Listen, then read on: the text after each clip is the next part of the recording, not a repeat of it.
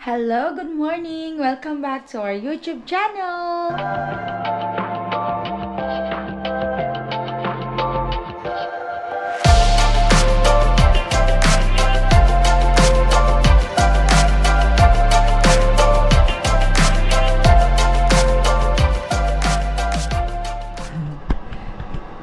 Coffee time! Dali lang, katis tatayo natin yan dyan. Habang tinitimplahan natin yung kape. Kape tayo.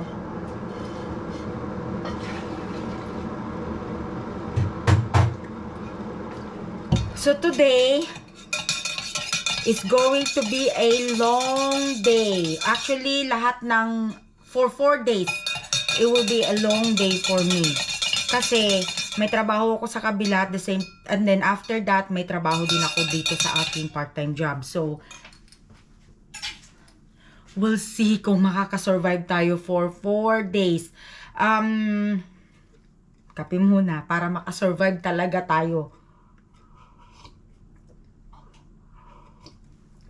Tapos, bago tayo pala umuwi mamaya, galing ng trabaho, kasi uuwi muna ako may time pa ako para umuwi mamaya.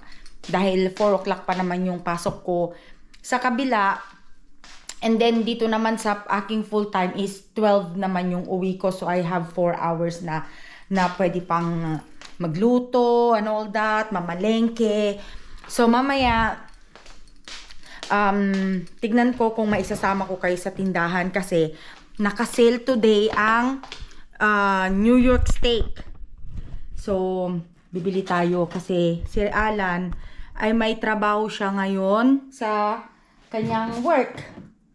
Kailangan natin ipagluto yung bata kasi kailangan niyang kumain at saka kailangan niya rin magbaon. Gagawan ko siya ng baon niya para hindi naman siya magutom. Kasi 30 minutes lang yung break niya. Wala na siyang time para bumili. Dahil kung bibili pa siya, by the time na makuha niya yung order niya, tapos na yung break niya, diba? Sandali, dagdagan ko nga ng asukal to, matabang. Kaya pinagbabaon ko na lang siya para at least may mga time pa siya para makapagpahinga, ganun, diba? So, nag-defrost na ako kagabi ng ribs kasi ang lapit ng camera. Nag-defrost na ako ng ribs kasi parang gagawin ko na lang siyang adobo. Masarap yung ribs pag adobo eh. Sandali. Yun yung mga gusto ko namin na gawing adobo at saka sinigang. Yung ribs. Kasi hindi siya masyadong malaman, hindi siya masyadong mataba. Plus, maraming buto-buto, diba? Kaya masarap. Try nyo yan. Yung ribs. Kaya bumibili kami yan kapag nagsisale talaga. Kasi yan na rin yung ginagawa kong yung pagka nagluto ako ng barbecue ribs, nagluto ako ng sinigang, pork sinigang, instead na yung liempo kasi medyo mataba yun, diba? Yung pork belly, mga ganon. Ginagawa ko yung ribs na lang kasi at least walang medyo taba yan. Tapos, ginagawa na rin namin yan adobo. Kaya kaya madaming pakinabang yung ribs na yan dito sa bahay.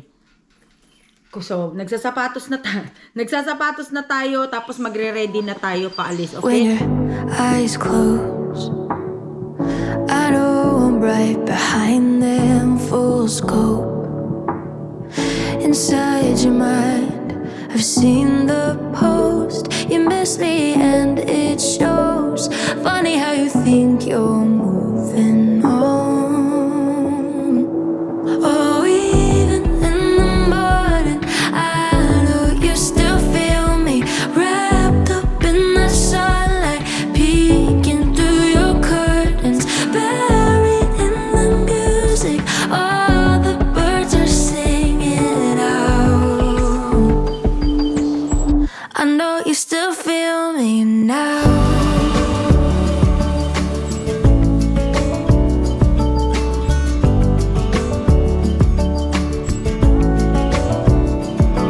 I can still read you like a paperback book, but I don't need to. The next day. Hello, good morning. Day 2. Day 2 na po tayo. Kagigising ko lang. Kaya pasensya na hindi ko talaga makumpleto ang video ko kahapon. But then try natin ngayon tapusin tong buong video.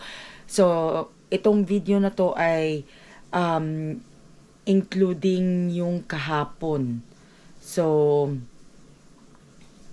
maliligo muna ako and then I'll be back. Okay, ready na po tayo. Kaya wait lang, may nakalimutan pala ako. So like I said, day 2 po ngayon ng aking double job or double may 2 araw pa. But tomorrow, yung time is iba. Hindi kagaya ngayon na maaga.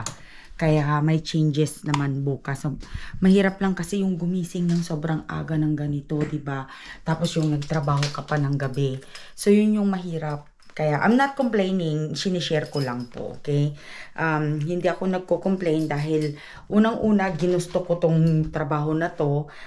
It's my choice. Hindi ito pilit na kailangan mong gawin to, ganon, 'di ba? May ma-share lang po ako sa inyo ha, kasi gusto ko lang ilabas yung aking sama ng loob. May mga iba na may mga ibang mga tao. Bakit may mga ibang tao? Dali, buksan muna natin to. Bakit po may mga ibang tao na nagja-judge kaagad sila especially sa trabaho? Like, kagaya niyan, nagki-caregiver ako. It's my first time being a caregiver and I kinda like it. Parang hindi ko ikakahiya yung trabaho na yan kasi yan po ang bumuhay sa amin. Yan kasi ang trabaho ng asawa ko. Ang asawa ko po ay CNA license, certified nursing assistant po ang asawa ko. Kaya hindi ko ikakahiya yan dahil yan po ang bumuhay sa amin for over 20 years. Yan din po ang isa na rason kung bakit nakabili din po kami ng bahay, kasi hindi ko naman pwedeng sabihin na ako lang naman yung bumili ng bahay, di po ba? Hindi ko din naman pwedeng sabihin na ako lang naman yung nagpalaki at nagpakain sa mga anak ko. Kumbaga parang may contribution din yung asawa ko diyan, di ba? Pero but may mga tao na nagja-judge na, naku, hindi ko kaya yung trabaho na yan dahil madumi, ganun. I know, opinion po nila yon, pero hindi po ba nila naiisip na may mga tao din na masasaktan? Kasi syempre, yun ang trabaho nila, di ba? Alam mo po yun, yung ayoko lang yung sasabihin nila na, ang dumi ng trabaho na yan, ganun. Yes, madumi po, pero isipin ninyo every dumi na nililinis mo cost money. Okay? Di po ba? Kagaya po niyan, being a basurero, hindi po natin pwedeng i-judge ang pagiging basurero ng isang tao kung yun talaga yung trabaho niya. Kasi po, kung wala sila, di ba mamamaho tayo dito, magkakaroon ng maraming lamok, langaw, sakit, kasi walang magbabasura, di ba? Kaya, ganun din po ang caregiver.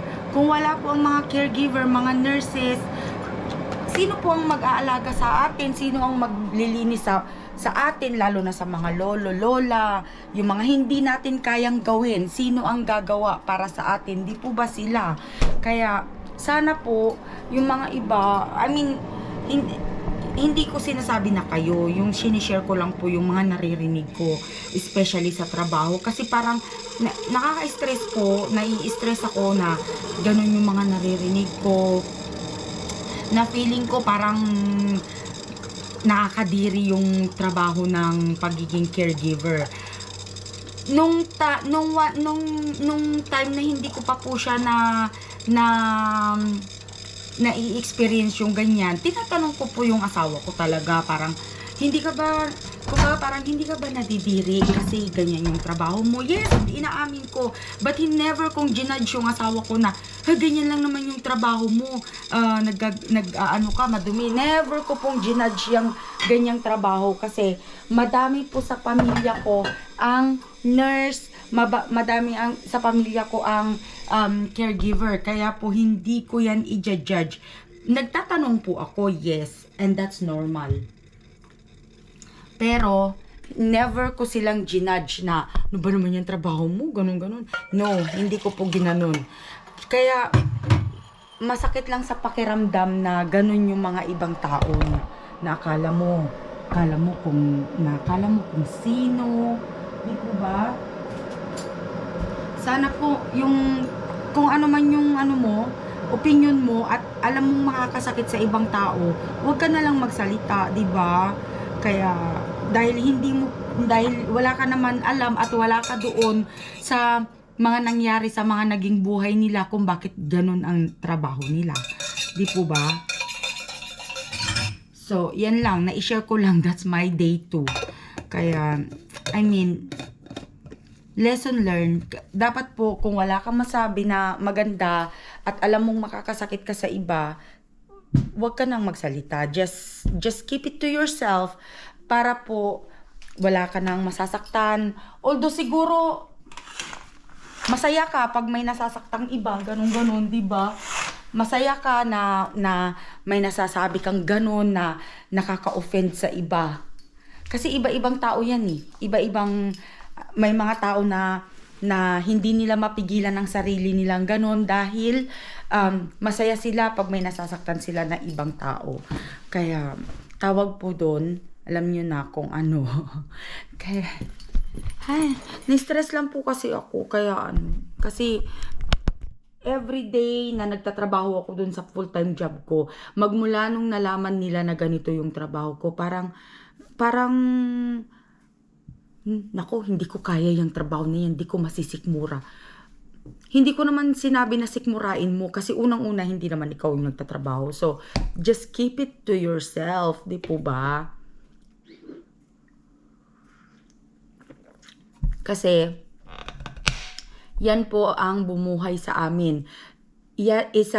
Itong tinitirhan namin, pagiging CNA ng asawa ko, pagpupunas ng dumi sa mga pasyente ay parte dito sa bahay namin na ito. Kaya po hindi ko yan pwedeng ikahiya, hindi ko pwedeng pandirihan yung trabaho na yan. Okay, kaya po, ayun, na-share ko lang. Kaya naiyak naman tuloy ako. Kasi nakaka-depress naman po yung ganun, di ba? Kahit naman sino. Alam mo yun, nagja-judge sila ng ibang tao. Kaya, ayan, so nakatimpla na tayo ng kape habang naggangaw-ngaw ako doon. So later, ano bang agenda ko mamaya? Kasi maaga naman ang uwi ko mamaya, 12:00. Dadaan muna tayo ng tindahan para bumili ng pangsisig kasi nakabili ako ng tenga ng baboy kahapon. Kaya hindi ko nga na-i-video na wala sa isip ko kasi nagmamadali ako dahil ang iniisip ko kahapon, 'di ba? Ang sabi ko kahapon bibili ako ng steak tsaka tapos nakakita nga ako ng mga ibang mga lulutuin pa na naka-sale kahapon. Tapos nung pauwi na ako, na-realize ko, oh my goodness, nakalimutan ko palang mag-video. Kasi ang iniisip ko kahapon, yung makauwi na agad dahil ipagluluto ko nga si Alan ng pagkain niya dahil magtatrabaho din siya kahapon. Dahil nagtrabaho nga din siya kahapon. Kaya po, sabi ko, oh my God, naalala ko na lang nung nagdadrive na ako pa uwi. Sabi ko, oh no. Tapos kahapon din, oh my goodness. Basta, maraming ganap kahapon. Kaya po, kasi ngayon nga na-stress ako kahapon dahil yun yung mga naririnig ko na bad comments about may part-time job, ganun. So, hindi ko alam kung naiinggit ba sila o ano ba talaga. Kaya, anyway, kalimutan na po natin yun. Tapos na. Nasabi ko na yung hinanain ko, nailabas ko na yung sakit ng dibdib ko, di ba? Kaya, po. So, anong oras na ba? I still have time, but kailangan kong i-charge tong camera ko kasi palobat na siya. So, I'll see you guys later kasi po i-on natin ang camera natin habang try natin kung mai-on natin magbiyahe. Ayan, nandito na po tayo sa trabaho. Naman, madilim pa, 'di ba? Kaya walang masyadong nakapark kasi nga Sunday, tapos ang aga-aga pa, kaya mamaya tayo uuwi. Babalik ako, magkape muna tayo, and I'll see you later. Hello, andito tayo ngayon. Nakauwi na tayo galing trabaho. Actually, hindi nakauwi. Nakalabas na tayo galing sa trabaho. And nandito tayo sa Carnival. Kaya bibili tayo ng pork belly. Titignan natin kung ano pa yung mga iba nating mabibili doon. Okay? So, tara, samahan nyo ko. Wait lang. Mangsusi natin. Nasaan na? Nandito pala sa bulsa ko. Okay. So, dito tayo sa likod nagpark kasi walang maparkingan doon. No? Doon dati ako nagpa-park. Ayan, dito tayo. Titignan natin kung maganda yung pork belly nila. Kasi, sayang naman yung tenga ng baboy ko kung hindi ko yun mailuluto, diba? O yan, tama-tama. May cart na naghihintay. Pasok tayo kung may inisip, papatayin ko.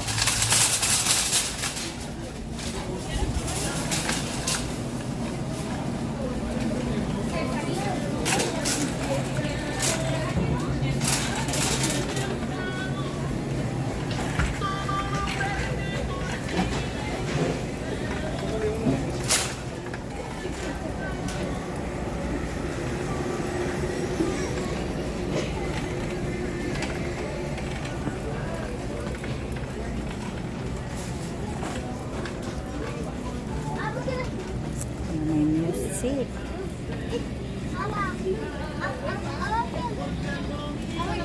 No, that's okay, but what do you want to eat?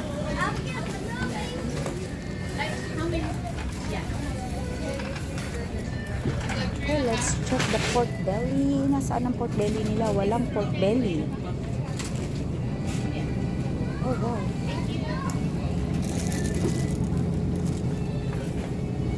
Ayan, tignan nyo. Nakasale sila. 80, no? Parang gusto ko atang bumili. Para doon sa honey walnut shrimp ni Alan next time. Pero wala silang pork belly. Nasaan ang pork belly? Oh, there. Okay. I was looking for that one. Ayan. Pero okay na rin pang sisig ba? Ito, medyo maganda siya.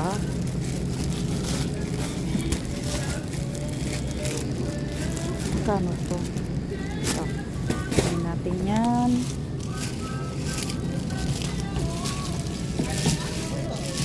Ay! Ayan. Mataba. So, yan, kunin na natin yan.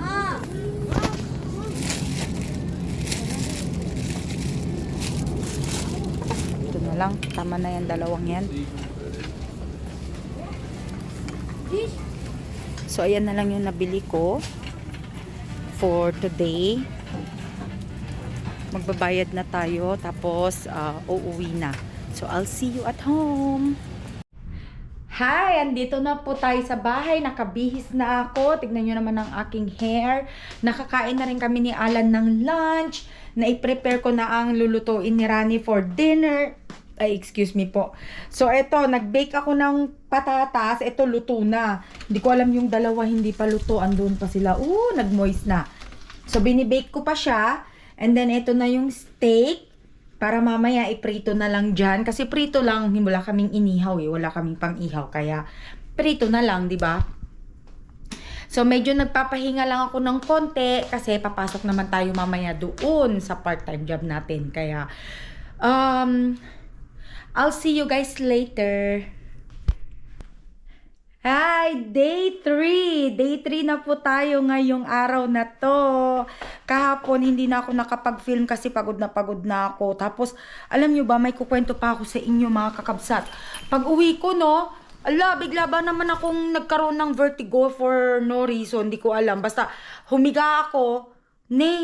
agtay-tayok meten. Kumbaga parang umiikot na yung yung paningin ko, kaya kailangan nasa isang side ka lang para hindi umikot yung So hanggang sa nakatulog na ako, kaya sabi ko hindi na ako nakapag-film. Kaya yun. So ngayon, day 3 na tayo, papasok muna tayo doon sa kabila, doon sa aking full time, and then diretso tayo mamaya. Hindi na ako makakauwi dito sa bahay, diretso na tayo doon sa kabila mamaya. Kaya, nakaka-survive. Isang araw pa. Actually, 2 araw pa ngayon, tsaka bukas. Kaya, we'll see. Ayan, si Rani. si Rani nanonood lang sa akin. O, diba? Si Rani naman bukas ay may lakad siya. Actually, nakabakasyon itong kalbo na to ng isang buong linggo, Baran. Yeah, 1 week. Wow, 1 week siyang nakabakasyon. Kaya sabi ko sa kanya, ikaw ang nakatoka magluto, maglinis, maglaba. Siya ngayon, taong bahay siya ngayong buong linggo na to. Okay, yun ang trabaho niya ngayong linggo na to. So, yun. Kumain na kami kanina ng breakfast, leftover, nagluto na ako dahil si Alan, papasok siya mamaya sa kanyang trabaho din. So, si Rani lang yung maiiwan dito sa bahay. Kaya sabi ko sa kanya, maglinis ka. Tapos, magluto na lang siya kung ano yung mailuluto dyan, di ba? Pero nakapagluto naman na ako. Enough na yun para sa aming buong mag-araw ngayong araw na to. For the first time, nagluto ako ng honey garlic chicken stir fry. Yun. So, yun. Kung gusto nyo yan malaman, lulutuin ko yan next time. Mag-film ako para mapanood ninyo yung saktong procedure. Wow, char. Kaya yun. So, hanggang dito na lang. Later na naman, kapag hindi pa ako napagod, mag-film ako. Pero talagang kukumplituhin ko ang aking 4 days. Okay? Hi, good morning. Today is my Day 4. Day 4. O, diba? Ano pa rin. Except for the fact na masakit yung aking puson. Yun. Yun lang yung aking problema. And then my headache. Kaya alam nyo na kung bakit. Kung kayo po ay mga babae, naiintindihan nyo kung ano ang sinasabi ko. Ayan. Pero, maiba na lang tayo. Wag na yun. Nagawa ko na ang aking baon for today. Kahapon, umuwi ako ng 9 p.m. from my other part-time. So, dumiretso ako from my full-time to my part-time. Ganon din po yung mangyayari ngayong araw na to. So, pagka Sunday, Monday, nagmamadali tayo lagi. Kasi nga, kapos tayo sa oras dahil diretso tayo kaagad doon sa kabila. Kaya, so ayan. 4th day! Hello, wish me luck! It's my last day. Pero bukas may pasok pa ako sa full-time ko. Pero off na ako sa part-time. O, diba? Naka 4 day ako. So, I'll see you again later! Okay, ayan. Naka-ready na po tayo. Pakita ko lang sa inyo ang labas. Medyo maulap. Yan ang kalangitan. Medyo maulap na naman kasi ang balita po ay uulan na naman yata itong darating na weekend. O, diba? Tuwing day off ko naman. Mali. Tuwing papasok ako, uulan. Ano ba yarn? O, sana man lang itaon man lang sa day off ko, no? Para makapag-stay ako ng bahay the whole day. Naka-ready na rin yung mga pagbibihisan ko mamaya kasi diretso na uli tayo doon sa isang trabaho. Hoy! O, diba? Buhay sa Amerika. Buhay sa San Diego. Kaya po So, kita po tayo uli mamaya.